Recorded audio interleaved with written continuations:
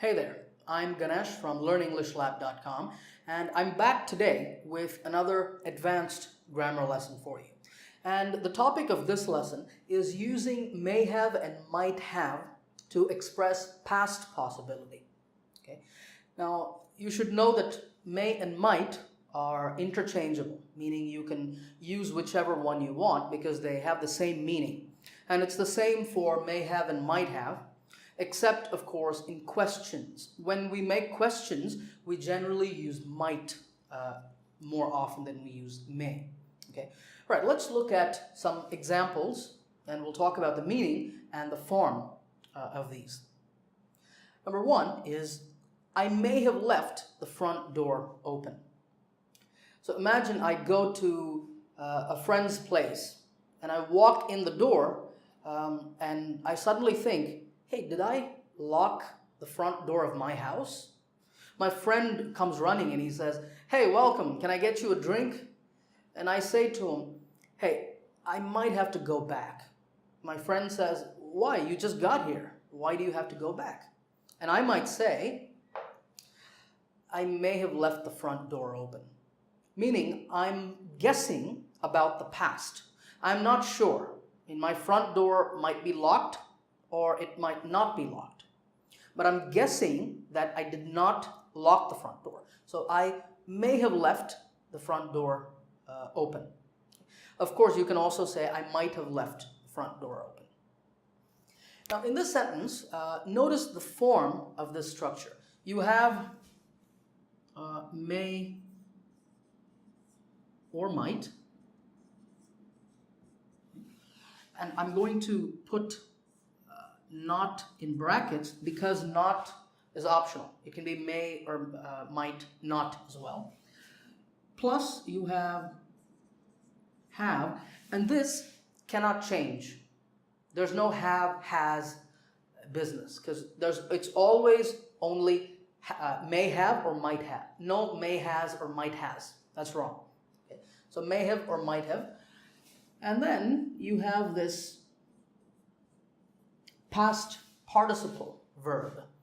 Remember, a past participle verb is the third form of a verb. So you might have, you might say go, went, gone. Gone is the third form, the past participle form. Present, past, past participle, and that's what we're using over here. Okay, so may, have, and past participle of leave is left. I may have left the front door open. Number two, Melissa might not have seen you. I would say this to a friend, like if a friend says to me, hey, Melissa just walked past me, didn't even say hi. She just completely ignored me. What's the problem? Is she angry with me or something?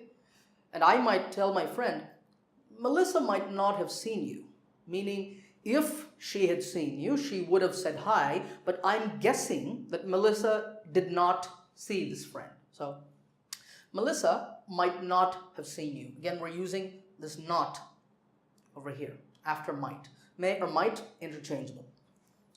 Number three, he may have been lying. This form is slightly different because it has an ing form. And here we're guessing about a continuous action in the past. Okay? This can be any verb. It can be sleeping. Okay? He may have been sleeping. I'm guessing about what someone was doing, a continuous action at a certain time in the past. And this form is slightly different because you have may or might, and of course you can have not, but you've got have, but you always also have been. And this also does not change. It is fixed. And after that, you have a verb in the ing form. This is a fixed form. May or might, not being optional, and then have been, and then verb in the ing form. The difference between these is this is used to talk about one single action in the past, a finished action, and we're making a guess about a finished action in the past, And here we're guessing about a continuous action in the past. Okay? Right, you will notice here that I have a sentence somewhat separated from all of these. And that's because I wanted to show you another form that's related to these, but that's also slightly different from all of these. Have a look at the sentence. You might have to wait for an hour to see the doctor. When you first look at it, it looks kind of similar to the others. But if you look at it carefully, this is not a sentence that talks about past possibility. It talks about future possibility. So imagine I call my doctor's office and the receptionist answers the phone and I tell her, hey, I'm not feeling very well. Could I come and see the doctor now? Now the receptionist might look at the people waiting in the room. There's a lot of people waiting in the room, and she might tell me, you can come, but you might have to wait for an hour to see the doctor. Okay, now why is this not talking about past possibility? The reason is because this sentence uses might and then it uses have to and not have. This is completely different from these sentences. Okay? Now have to, remember, talks about necessity, something being necessary. So in this sentence, she is saying that if I come to the doctor's office, it might be necessary or it might not be necessary. She doesn't know, she's guessing. But she's saying you might have to wait for an hour to see the doctor. Okay, so this has the form of may or might plus have to instead of have. So in this form, it's may or might, not, plus have to. And then, what form is this in, this wait over here? Well, it's actually in its base form or in its present form. Okay, a verb in the present. That's important to remember. Okay, so we've looked at positive sentences with may or might have. We've looked at negative sentences as well, but how do you form questions to make guesses about the past? Well, it's very simple. If you watched my lesson on may and might, you know that the easiest way to make questions with may and might is to simply add